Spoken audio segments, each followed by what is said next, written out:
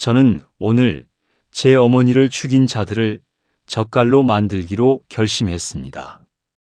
1504년 3월 20일 한 왕이 내린 이 끔찍한 명령은 조선 팔도를 공포로 물들였습니다. 사람의 살을 소금에 절여 항아리에 담으라는 명령이었죠. 그 왕의 이름은 연산군. 조선 역사상 가장 광기 어린 복수극을 펼친 군주였습니다. 구독과 좋아요, 그리고 알림 설정으로 함께 해주시면 역사의 문을 열어가는 든든한 힘이 됩니다. 그럼 이야기 시작합니다. 1504년 3월 20일 봄비가 내리던 한양의 밤은 유난히 길고 어두웠습니다.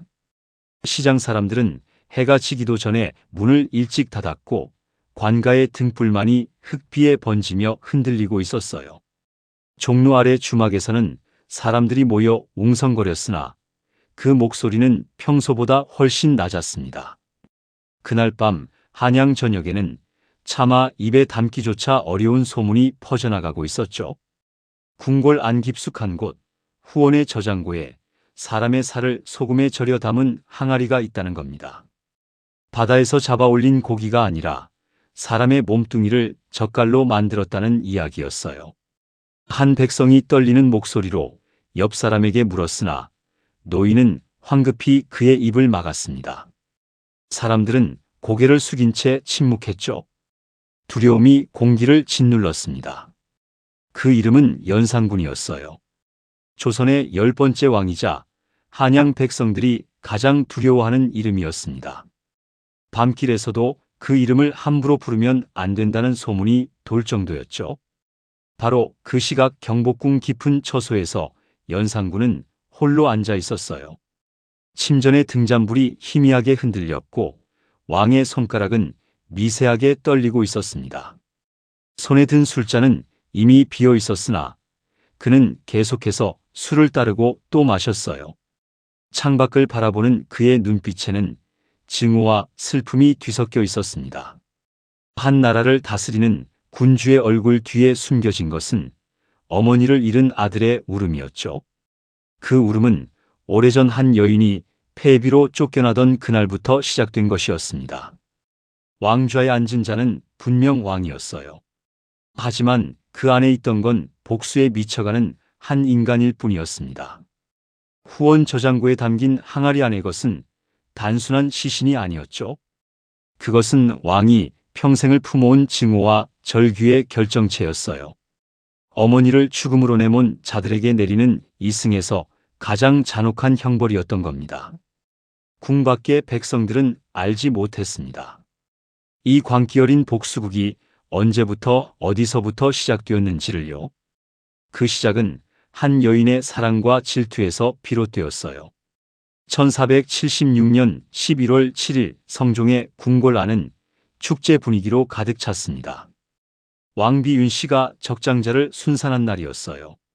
산실에서 울려 퍼지는 아이의 울음소리가 궁궐 전체를 환하게 밝혔습니다. 내관들이 기쁜 소식을 전하러 분주히 오가고 궁녀들은 환한 얼굴로 축하의 말을 주고받았죠.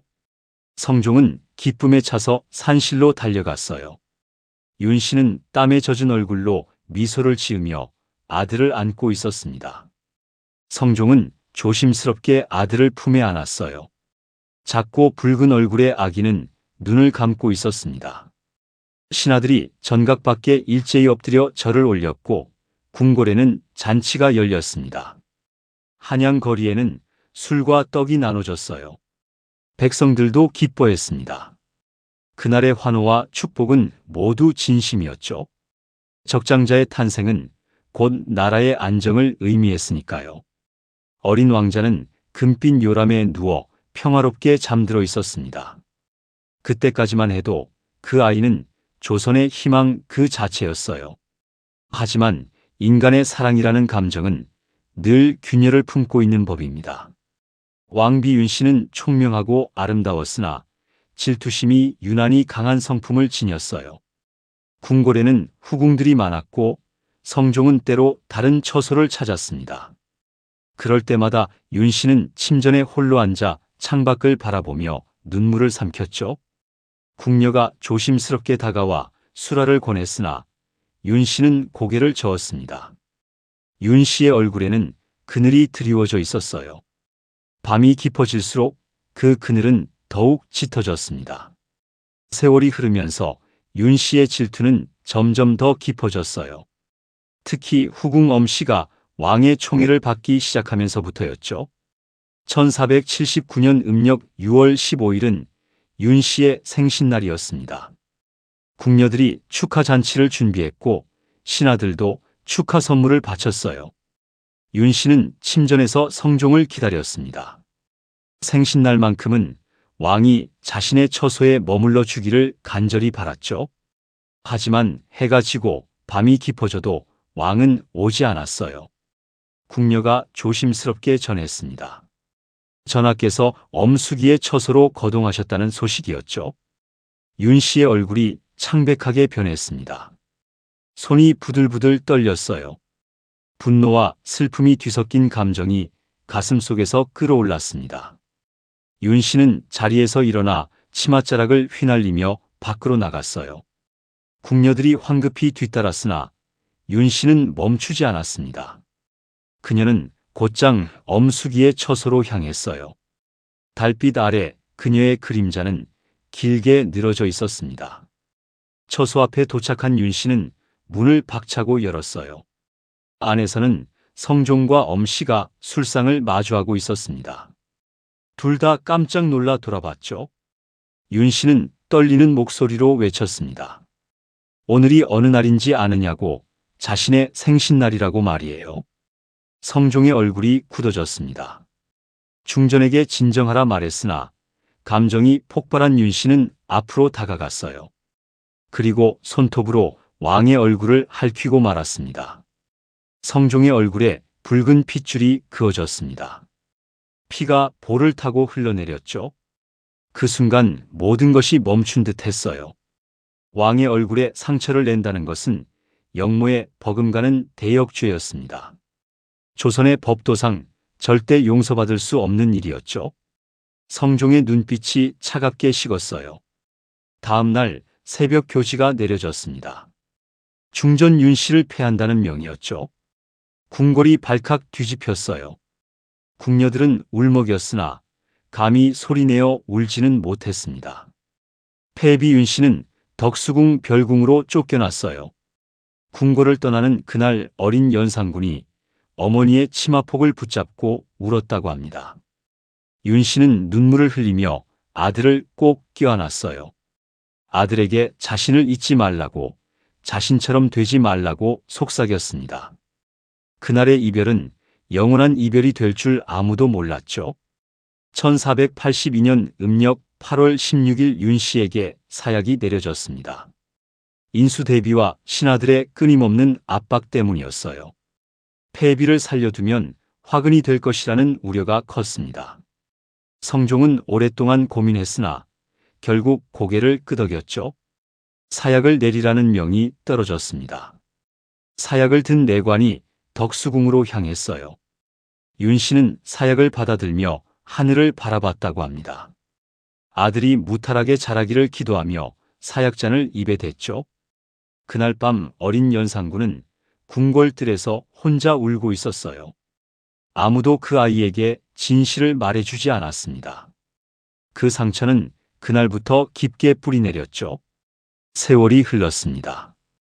1494년 12월 24일 성종이 세상을 떠났어요. 향년 38이었습니다. 궁궐은 상복으로 물들었고 백성들은 슬픔에 잠겼죠. 그리고 이듬해 정월 어린 왕이 즉위했습니다. 조선의 새 임금 연산군이었어요. 그는 아버지가 남긴 경국대전과 법의 틀 위에서 나라를 이어받았습니다. 처음 몇 년간 그는 현명한 군주로 칭송받았어요. 과거를 열어 인재를 등용했고 백성의 세금을 감면했으며 시를 읊고 서화를 즐겼습니다. 사람들은 태평성대가 올 것이라 말했죠. 하지만 기록은 언제나 왕보다 오래 살아남는 법입니다. 조선의 사관들은 사초를 작성했어요. 왕의 언행과 조정의 일을 낱낱이 기록하는 것이 그들의 임무였습니다. 그 북끝은 왕도 피할 수 없었죠. 1498년 7월 연산군은 사초를 열람하게 됩니다. 그 안에는 세조의 흠결이 적혀 있었어요. 세조가 며느리를 불러 부당한 분부를 내렸다는 기록, 단종의 어머니, 현덕 왕후의 무덤을 파내어 시신을 강물에 버렸다는 기록이 있었습니다. 왕의 손이 떨렸어요. 조부의 죄가 글로 남아있다는 사실이 그를 분노케 했습니다. 이 글을 쓴 자가 누구냐고 물었을 때 신하는 사관 김일손이라 대답했어요. 그날 밤 연산군은 잠을 이루지 못했습니다. 기록이라는 칼날이 왕실의 명예를 베어내고 있었으니까요. 자신의 가문을 더럽힌 자를 용서하지 않겠다고 다짐했죠. 다음 날 교지가 내려졌습니다. 김일손을 국문하라는 명이었어요. 그날부터 조선의 붓은 칼이 되었습니다. 김일손은 의금부로 끌려가 문초를 받았어요. 형장이 살을 찢었고 뼈가 부러지는 소리가 옥사를 가득 채웠습니다. 김일손은 자신은 다만 사실을 기록했을 뿐이라 외쳤으나 왕은 듣지 않았어요. 그의 붓은 부러졌고 이름은 역사에서 지워졌습니다. 조선 역사상 첫 번째 사화인 무오사화가 시작된 순간이었죠. 왕이 주변에는 유자광이라는 신하가 있었습니다. 그는 왕의 곁을 맴도는 뱀 같은 인물이었어요. 간사하고 교활했으며 왕의 불안을 누구보다 잘 읽어냈습니다. 유자광은 한 권의 문서를 왕 앞에 내밀었어요. 조의제문이었습니다. 김일손의 스승인 김종직이 죽은 항우를 조문하며 쓴 글이었죠. 연산군은 조용히 글을 읽었습니다. 회왕은 억울하게 죽었다는 내용, 항우는 그 죄를 면치 못하리라는 내용이 적혀 있었어요. 유자광이 낮게 웃으며 설명했습니다. 이 회왕은 단종을 뜻하고 항우는 세조를 가리킨다는 것이었죠. 순간 왕의 눈빛이 얼음처럼 변했습니다. 분노가 온몸을 타고 흘렀어요. 죽은 자라 해도 용서하지 않겠다고 외쳤습니다.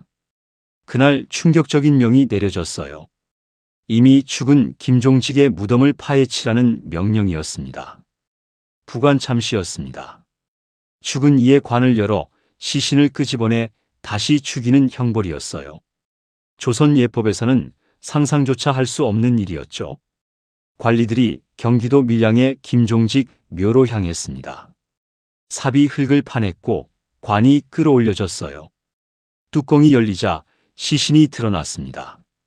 이자의 목을 베라는 명령이 떨어졌어요. 시신의 목이 잘렸습니다. 그 목은 저작거리에 내걸렸죠. 백성들은 경악했습니다. 죽은 사람을 또 죽인다니 하늘이 노하실 일이라고 수군거렸어요. 하지만 누구도 감히 입을 열지 못했습니다. 왕의 분노는 죽은 자도 살려낼 수 없는 힘이었으니까요. 그날 이후 궁궐은 피냄새로 가득했습니다. 살인파 선비들이 줄줄이 처형당했어요. 항문은 침묵했고 의논은 사라졌습니다. 연산군의 마음속에는 서늘한 확신이 자리 잡았죠. 모든 진실은 곧 반역이라는 생각이었습니다. 왕의 눈에는 모든 신하가 잠재적인 역적으로 보이기 시작했어요. 조정 분위기는 점점 더 살벌해졌습니다. 신하들은 조회에 나가는 것조차 두려워했죠. 언제 자신이 역적으로 몰려 끌려갈지 알 수 없었으니까요. 1504년 3월 19일 밤 한양의 밤은 봄 기운 대신 술 냄새로 가득했습니다. 연산군은 임사홍의 저택에 거동했어요. 왕이 신하의 집을 찾는 것은 매우 이례적인 일이었습니다. 술상이 차려졌고 왕은 술잔을 들었어요. 그때 임사홍이 조심스럽게 입을 열었습니다. 오래도록 마음에 품고 있던 말씀이 있다고 했죠. 전하의 어머니 폐비 윤씨마마의 일이라고 말했습니다. 순간 왕의 손이 멈췄어요.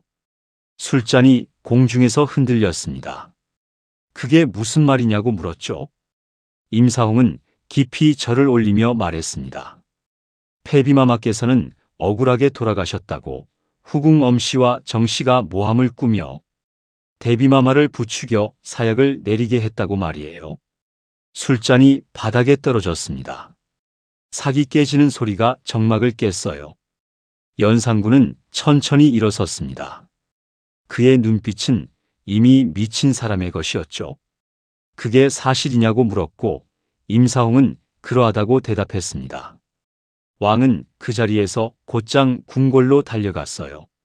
말에 올라타 경복궁으로 돌아온 그는 즉시 명을 내렸습니다. 엄씨와 정씨를 당장 끌어내라는 명령이었죠. 두 후궁은 한밤중에 처소에서 끌려 나왔습니다. 머리가 풀어 헤쳐지고 옷은 흐트러진 채였어요. 내관들이 거칠게 팔을 붙잡고 끌고 가자 두 여인은 비명을 질렀습니다. 맨발로 차가운 돌바닥을 밟으며 끌려가는 모습은 처참했죠. 궁궐 마당에는 이미 형틀이 준비되어 있었습니다. 횃불이 사방을 밝히고 있었고 신하들은 숨을 죽인 채 지켜보고 있었어요. 연산군은 어좌에 앉아 두 후궁을 내려다봤습니다.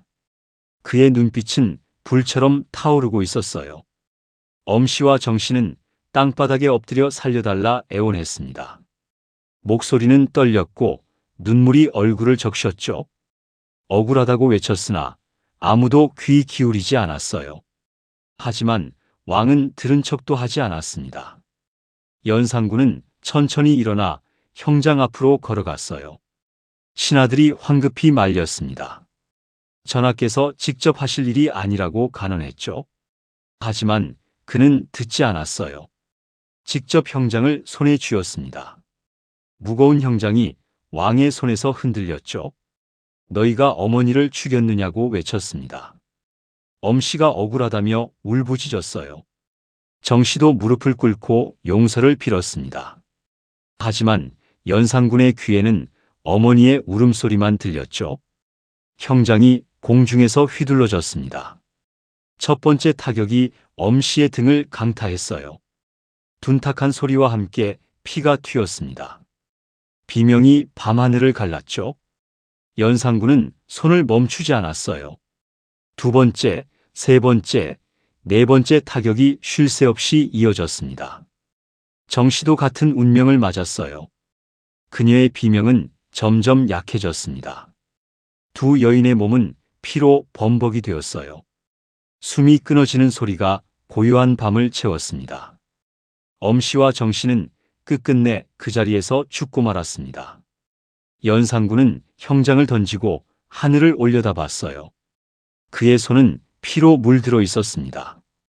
달빛이 핏자국을 비추고 있었죠. 왕은 그 자리에서 움직이지 않았습니다. 복수는 이루었으나 마음은 텅 비어 있었어요. 하지만 그것으로 끝이 아니었습니다. 다음 날 연산군은 인수대비의 처소로 향했어요. 조모였지만 그의 눈에는 더 이상 조모가 아니었습니다. 어찌하여 자신의 어머니를 죽였느냐고 물었죠. 인수대비는 침묵했습니다. 그 침묵은 죄보다 무거웠어요. 대비마마께서 침묵하신다면 자신도 더 이상 아뢰을 말씀이 없다고 말했습니다. 그날 밤 더욱 끔찍한 일이 벌어졌어요. 연산군은 엄씨와 정씨의 시신을 소금에 절이라는 명을 내렸습니다. 사람의 살을 젓갈처럼 만들라는 것이었어요. 신하들은 그 말을 듣고 경악했습니다. 입을 다물지 못했죠. 하지만 왕명을 거역할 수는 없었어요. 내관들이 떨리는 손으로 시신을 옮겼습니다. 큰 항아리가 준비되었어요. 굵은 소금이 자루째 쏟아져 나왔습니다. 시신은 소금 더미 위에 놓였죠. 다시 소금이 그 위를 덮었습니다. 하얀 소금이 붉은 피와 뒤섞였어요. 항아리에 담는 작업은 밤새 이어졌습니다. 궁녀들은 울음을 삼키며 지켜봤죠. 누구도 감히 말을 꺼내지 못했습니다. 소금물이 항아리를 가득 채웠어요. 무거운 뚜껑이 항아리 입구를 막았습니다. 시신은 소금물에 담겨 항아리 안으로 완전히 들어갔습니다. 그리고는 항아리를 후원 저장고에 두라고 명했습니다. 그것이 바로 한양을 떠들썩하게 만든 사람 젓갈의 전설이었어요. 이 사건은 단순한 잔혹 행위의 증거로 남은 게 아니라 이후 조선 조정에서 연산군을 짐승보다 못한 폭군으로 규정하는 상징물이 되었습니다. 그래서 조정에서는 사람 젓갈을 언급하는 것조차 금기시했습니다. 중종실록에는 왕조의 치욕으로 간주되어 그 일은 다시 말하지 말라 라는 구절이 있다고 합니다. 연산군은 그날 밤 혼자 후원을 거닐었습니다. 어머니에게 이제야 복수를 시작했다고 속삭였죠. 그 사건 이후 연산군의 눈빛은 완전히 달라졌습니다. 그는 새로운 법을 만들었어요. 위에 거역하는 자는 그 누구든 죄의 경중을 따지지 말고 죽이라는 법이었습니다. 공포가 조정을 뒤덮었어요. 신하들은 숨조차 제대로 쉬지 못했습니다. 한마디 잘못했다가는 목이 날아가는 세상이었으니까요. 연산군은 또 다른 형벌을 명했습니다. 쇠골표풍이었어요. 무덤을 파헤쳐 뼈를 부수고 그 죄를 바람에 날려버리는 형벌이었습니다. 패비를 모함한 자들의 무덤을 모두 파헤치라는 명령이 떨어졌죠. 이미 죽은 자들까지 다시 벌을 받았습니다. 조선의 윤리와 예법이 무너져 내렸어요. 백성들은 두려움에 떨며 고개를 숙였습니다. 왕께서 하늘이 되셨다는 말이 나돌았죠. 그 말은 찬양이 아니라 절망의 속삭임이었어요. 연산군은 더 이상 왕이 아니었습니다. 왕의 이름으로 복수를 실행하는 한 인간일 뿐이었죠. 그는 궁궐 안에서 혼잣말을 중얼거렸어요. 모두가 자신을 속였다고, 모두가 어머니를 죽였다고 말이에요. 광기는 점점 깊어졌고 조선은 피로 물들어갔습니다. 신하들은 매일 아침 조참에 나가는 것이 지옥 같았어요. 언제 왕의 노여움을 사서 형장에 끌려갈지 알 수 없었으니까요. 조정의 분위기는 날로 살벌해졌습니다. 간언을 하던 신하들은 모두 숙청되었고 남은 이들은 침묵으로 일관했죠. 조선의 조정은 이미 제 기능을 잃어가고 있었어요. 나라를 이끌어가는 논의는 사라지고 오직 왕의 비위를 맞추는 일만 남았습니다. 폭풍이 지나간 궁궐은 텅 비어 있었습니다. 신하들은 침묵했고 조정은 허수아비처럼 서 있을 뿐이었어요. 아무도 왕에게 간언하지 못했습니다. 그 무렵 연산군은 기생 장녹수에게 마음을 완전히 빼앗겼습니다. 장녹수는 평양 출신의 기생이었어요. 뛰어난 미모와 노래 솜씨로 왕의 총애를 받았습니다. 그녀는 교태와 아첨에 능했죠. 장녹수는 왕의 귓가에 속삭였어요. 세상은 모두 전하의 것이라고, 전하께서 원하시는 대로 하시면 된다고 말했습니다. 그 목소리는 달콤하고 부드러웠어요. 독처럼 달았습니다. 연산군은 그녀의 말에 취했죠. 궁궐 안에 기생들이 넘쳐났습니다. 장녹수는 그들을 이끌며 왕의 곁을 지켰어요. 밤마다 연회가 열렸고 음악이 끊이지 않았습니다. 신하들도 함께 술에 취했죠. 장녹수는 왕에게 더 많은 향락을 권했습니다. 연산군은 웃으며 말했어요. 그렇다고 자신이 곧 나라이니 자신의 뜻이 곧 법이라고 말이에요. 장녹수는 그런 왕을 부추겼습니다. 백성의 고통은 안중에도 없었죠. 궁궐은 술과 향락의 연회장이 되었습니다. 백성의 세금은 금잔으로 흘러들었고 음악은 밤새도록 끊이지 않았어요. 기생들이 춤을 추었고 신하들은 술에 취해 쓰러졌습니다. 하지만 왕의 웃음 뒤에는 두려움이 숨어 있었어요.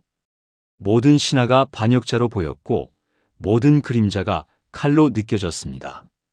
누가 또 자신을 배신하려 하는가 의심했죠. 연산군은 밤마다 악몽에 시달렸어요. 어머니의 얼굴이 나타나 울고 있었고 피로 얼룩진 손이 그를 끌어당겼습니다. 그는 잠을 이루지 못했죠. 술로 밤을 지새우는 날이 많아졌습니다. 궁녀들에게 노래를 시키고 춤을 추게 했으나 마음속 공허함은 채워지지 않았어요. 복수를 마쳤으나 평화는 찾아오지 않았습니다. 오히려 더 깊은 어둠 속으로 빠져들고 있었죠. 그 무렵 신하들은 은밀히 모여 회의를 나눴어요. 이대로는 나라가 무너질 것이라는 우려가 커졌습니다. 반정을 일으킬 때가 되었다는 목소리가 높아졌죠. 조용한 결의가 번져나갔습니다. 하늘은 이미 연산군을 버렸고 백성도 왕을 원하지 않았어요. 성희안, 박원종, 유순정 등의 신하들이 반정의 중심이 되었습니다. 이들은 모두 조정의 원로 대신들이었어요. 더 이상 이대로 둘 수 없다는 결론에 이르렀습니다.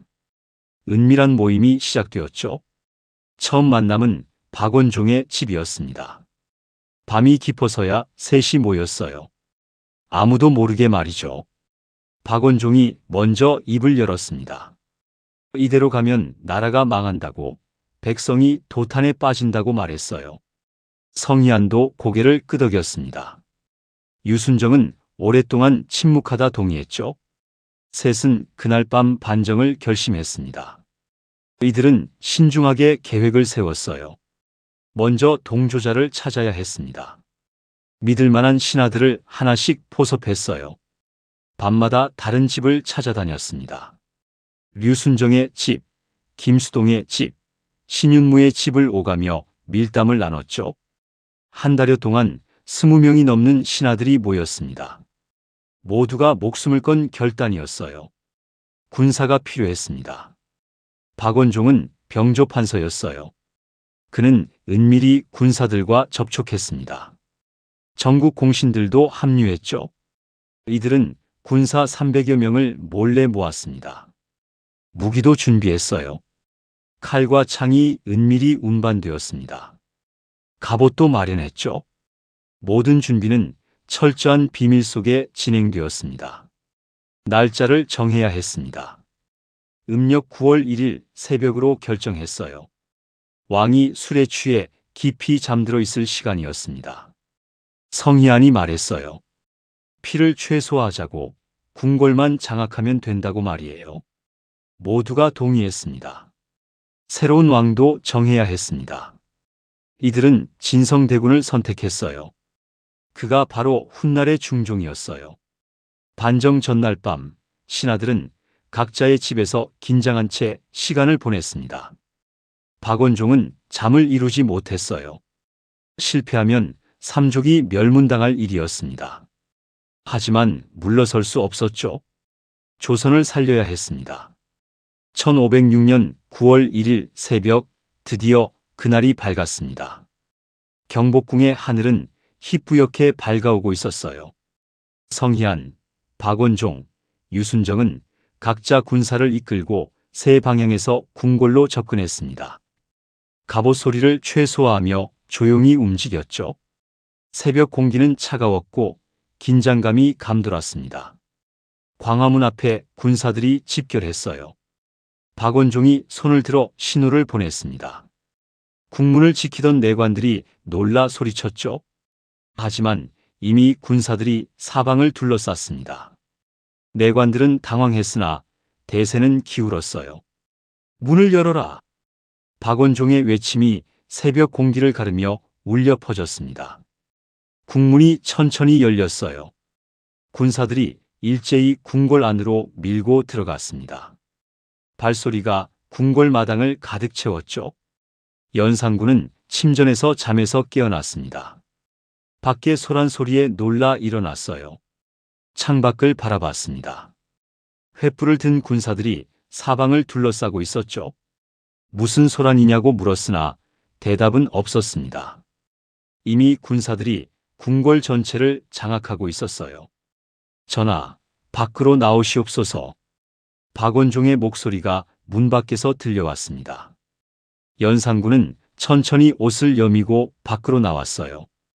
그의 얼굴에는 두려움보다 허탈함이 가득했습니다. 사방이 군사들로 둘러싸여 있었죠. 짐을 끌어내리겠다는 것이냐? 연산군이 물었습니다. 목소리는 떨리지 않았어요. 박원종이 고개를 숙이며 대답했습니다. 그러하다고 나라를 바로 세워야 한다고 말했죠. 연산군은 마지막으로 웃었어요. 좋다고 자신도 이제 지쳤다고 말했습니다. 왕의 의복이 벗겨졌습니다. 옥새가 빼앗겼고 왕의 상징이던 골룡포도 벗겨졌어요. 연산군은 평복을 입은 채 궁궐 한쪽 방에 갇혔습니다. 12년간 조선을 다스렸던 왕은 하루아침에 죄인이 되었죠. 신하들은 그를 연산군이라 불렀습니다. 더 이상 전하도 주상도 아니었어요. 새벽 종소리가 울렸습니다. 백성들은 궁궐 밖에 모여 소식을 기다렸어요. 왕이 바뀌었다는 소문이 퍼지자 거리는 술렁이었습니다. 두려움과 안도가 뒤섞인 분위기였죠. 어떤 이는 울었고 어떤 이는 하늘에 감사했습니다. 공포의 시대가 끝났다는 안도감이었어요. 그날 중종이 새로운 왕으로 즉위했어요. 연산군의 왕위는 하루 만에 무너졌습니다. 중종은 연산군의 이복 동생이었습니다. 같은 아버지 성종의 아들이었으나 어머니가 달랐죠. 신하들은 온건하고 어질다는 이유로 그를 새 왕으로 추대했습니다. 조선은 다시 법도를 회복할 수 있으리라는 희망이 있었죠. 그 후 연산군은 강화도 교동도로 유배되었어요. 바다 건너 작은 섬이었습니다. 찬 바람이 불었고 방 안에는 곰팡내가 났어요. 아무도 찾아오지 않았고 음식도 제대로 들어오지 않았습니다. 유배지의 초가집은 좁고 허름했습니다. 한때 경복궁의 주인이었던 이가 이제는 썩은 지프로 된 자리에 누워 있었어요. 음식은 하루에 한두 끼 거친 보리밥뿐이었습니다. 시중드는 이도 없었죠. 스스로 물을 길어야 했고 밤에는 추위에 떨어야 했어요. 날이 갈수록 몸은 야위어 갔습니다. 기침이 잦아졌고 얼굴은 핏기를 잃었어요. 연산군은 매일 바다를 바라보며 지난날을 떠올렸습니다. 어머니의 얼굴이 떠올랐고 복수에 미쳐 살았던 나날들이 스쳐 지나갔죠. 후회가 밀려왔으나 이미 늦었습니다. 되돌릴 수 없는 시간이었어요. 그는 혼자 중얼거렸습니다. 모든 것이 헛되었다고, 복수는 아무것도 남기지 않았다고 말이에요. 연산군은 창밖을 바라보며 속삭였어요. 어머니에게 이제야 안다고, 자신은 왕이기 전에 버려진 아들이었다고 말이에요. 평생 어머니의 복수만을 생각하며 살았으나 그 끝은 이렇게 쓸쓸했습니다. 1506년 11월 중종 즉위 1년, 연산군은 세상을 떠났습니다. 향년 31살이었어요. 사인은 병사로 기록되어 있지만 실제로는 독살 혹은 굶주림으로 죽었다는 설도 있습니다. 그의 이름은 조선 왕조실록에서 지워졌고 묘도 받지 못했습니다. 다만 연산군이라는 이름만 남았죠. 도봉구 언덕 위 그의 무덤은 오늘도 그곳에 있습니다. 초라한 봉분만이 한때 조선의 왕이었던 이를 기억하고 있었어요. 역사는 그를 폭군으로 기록했습니다. 하지만 그 안에는 한 인간의 절규가 담겨 있었죠. 어머니를 잃은 아들의 복수였습니다. 사랑과 증오 사이에서 미쳐간 한 왕의 이야기였어요. 조선은 그를 왕의 반열에서 지웠으나 그 상처는 역사 속에 깊이 새겨졌습니다. 도봉구의 언덕 위 그의 무덤은 여전히 그곳에 남아 있습니다. 바람은 차갑고 풀잎은 고요하게 흔들리고 있죠. 역사는 그를 비난하지만 기록은 말없이 남아 우리에게 묻습니다. 상처는 왕을 미치게 했을까요? 아니면 왕이 상처를 미치게 했을까요? 오늘의 이야기가 마음에 남으셨다면 구독과 좋아요, 알림 설정으로 다음 이야기도 함께 열어주세요. 감사합니다.